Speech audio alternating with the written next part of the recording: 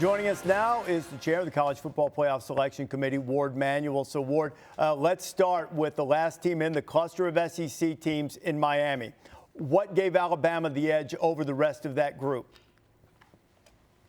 Well, Rece, it's good to be with you again. What it came down to is as we evaluated both teams and looked at how they ranked, obviously we think highly of both teams. One's at 11, one's at 12.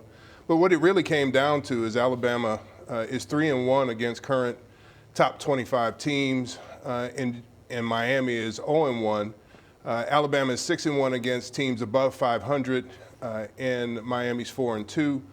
Both have had some losses that weren't what they wanted out of those games, but in the last 3 games, Miami has lost twice. And so for us, in evaluating their body of work, we felt that Alabama got the edge over Miami. Well, the body of work is complete for Alabama, for Miami, for Ole Miss, for South Carolina. There's one more rankings to do. What could change? Could it change? Is it set? Yes, it could change.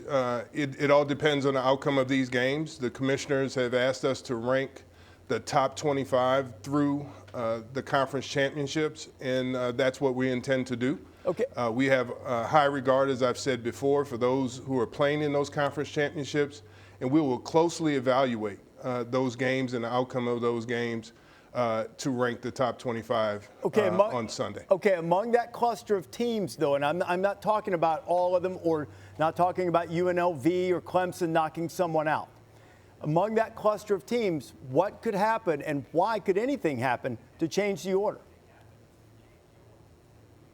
Well, it just depends on those who are playing in their conference championships. But none of those teams are playing in the conference championships. You see what I'm saying? None of those teams we're talking about are playing. Oh, I see what you're saying. Yeah. Yes. So those who are not playing, we will not adjust those teams because they don't have another data point, obviously. But in terms of those who are playing, how they'll move, if they'll move at all, if you remember 2 years ago, TCU lost in their conference championship game and didn't move. They stayed at 3. So we could do that, or we could adjust depending on the outcomes of the game. Okay, so I want to make sure, and I want to give you a chance to clarify to make sure that we're on the same page here. So absent one of the lower-ranked teams, Clemson, UNLV, stealing a bid, as it were, then nothing would change that would move Miami, Ole Miss, South Carolina in a different order or ahead of Alabama.